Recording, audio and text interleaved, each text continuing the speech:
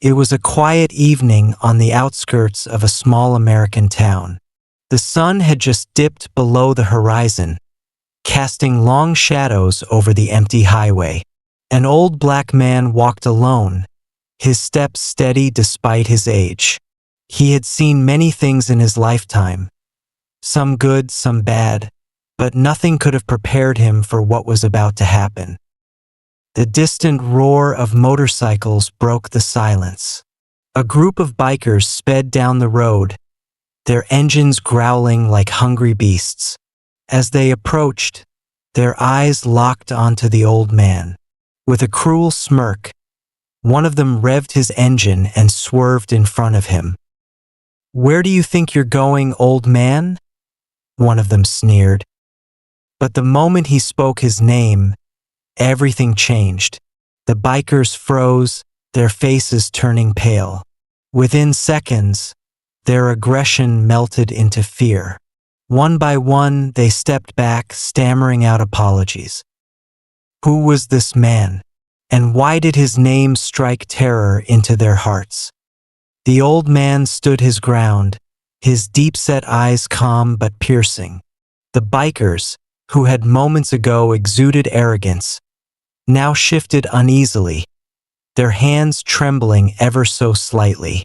One of them, a burly, tattooed figure who had seemed the most aggressive, took a hesitant step back. You can't be him," he stammered. "That's impossible." The old man exhaled slowly, his breath steady like the wind before a storm. "I'm exactly who I said I am," he replied. His voice carried no anger, no malice, only the weight of something greater. The leader of the gang swallowed hard. We didn't know," he muttered.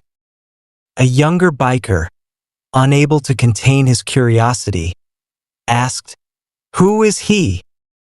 The leader shot him a sharp glare, but then turned back to the old man with a look of shame. "This man," he said, almost in a whisper, "is a legend." The group fell silent. The old man had once been a name spoken with reverence in the darkest corners of the country. A man who had lived through war, injustice, and struggle, yet never bowed to hatred. He had been a soldier, a protector, a man whose presence had once commanded fear, not because of violence, but because of the truth he carried. Years ago, he had faced men just like them, men filled with rage, with cruelty, with a thirst for dominance. He had walked away from every battle, not because he was weaker, but because he was stronger. Stronger in spirit, in wisdom, in purpose. And somehow the world had remembered. The bikers, once so full of bravado, now stood ashamed. One by one, they lowered their heads, knowing that in the presence of this man, they were not his enemies. They were his students. The old man simply nodded. "Now," he said, turning away, "let me pass." And they did. As he walked on, the bikers remained motionless, watching him disappear into the night. They had set out to humiliate a stranger, but had instead met a man whose very name was a lesson. A man who reminded them that fear is fleeting, but respect is eternal. The night air was heavy with silence as the old man walked away, his footsteps steady against the cracked pavement. The bikers remained frozen, still reeling from the weight of his presence. None of them spoke, but the unspoken question hung thick in the air. What had they almost done? The youngest among them, a lanky man barely in his 20s, finally found his voice. "Boss, who is he?" The leader, a man known as Reaper, let out a slow breath, his tough exterior momentarily cracked. He glanced at his crew, then at the road where the old man had disappeared. "They used to call him Gideon Iron Tate," he said almost reverently. Back in the day, he was a man you never crossed. Not because he was the fastest with a gun or the toughest in a fight, but because he was the kind of man who could break you without ever raising a hand. The younger biker frowned. That doesn't make sense. Reaper shook his head. That's 'cause you don't know what real power is. He paused, staring at the night sky as if searching for the right words. Gideon was a war hero, a civil rights leader, a man who walked through fire and never let it burn him. People feared him not because he was violent, but because he had nothing to fear. You can't intimidate a man like that. You can't break him. The group was silent, the weight of the name sinking in. Some of them had heard whispers of a man like that, an old legend, a ghost from another time. But none of them had expected to meet him here, on an empty stretch of road, in the middle of nowhere. The youngest biker hesitated before speaking again. Then, "Why's he out here alone?" Reaper sighed. "That's the real question, isn't it?" A few miles ahead, Gideon Tate walked steadily along the highway, the rhythm of his steps uninterrupted. He wasn't surprised by what had happened. He had seen men like those bikers before, lost souls searching for power in the wrong places. He had once been like them in his youth, full of anger and the need to prove something to a world that had already decided his worth. But time had taught him something they had yet to learn. True power wasn't in fists or weapons. It wasn't in fear. It was in knowing who you were and standing firm when the world tried to push you down. The wind rustled through the trees, and Gideon paused, closing his eyes for a moment. He wasn't walking toward nowhere, he was walking toward something, toward someone. Somewhere, in a small town just beyond the horizon, there was unfinished business. And Gideon Tate wasn't done yet. The road stretched endlessly before Gideon Tate, the asphalt shimmering under the dim glow of the streetlights. His destination lay ahead, a town he hadn't seen in decades, a place where ghosts of the past still whispered his name. As he walked, memories surfaced like old photographs. The diner on Main Street where he used to sit with his brother, the park where he once preached about justice to a handful of hopeful listeners, the house where he had left behind something, someone that had once meant everything to him. A single name echoed in his mind, Eleanor. But was she still here? Was there anything left of the life he had abandoned so long ago? Back on the highway, Reaper sat on his bike, his fingers drumming against the handlebars. The encounter with Gideon had shaken him more than he wanted to admit. He had spent his whole life believing that respect was something you took, something you forced out of people. But tonight, he had seen a different kind of power, one that required no violence, no threats. And it had left him uneasy. "We following him?" one of the bikers finally asked. Reaper didn't answer right away. He stared down the road, the old man's figure now just a speck in the distance. "Yeah," he muttered. "We are." The town had changed, but not by much. The old brick buildings still stood, their paint peeling from years of neglect. Neon signs flickered outside bars and motels, casting broken light onto the cracked sidewalks. Gideon walked past it all, unnoticed, a relic of a forgotten era moving through the present. Then he saw it. The house. It was smaller than he remembered, its wooden porch sagging under time's weight. The front yard, once lined with flowers, was now overgrown, but the light inside was on. Someone was home.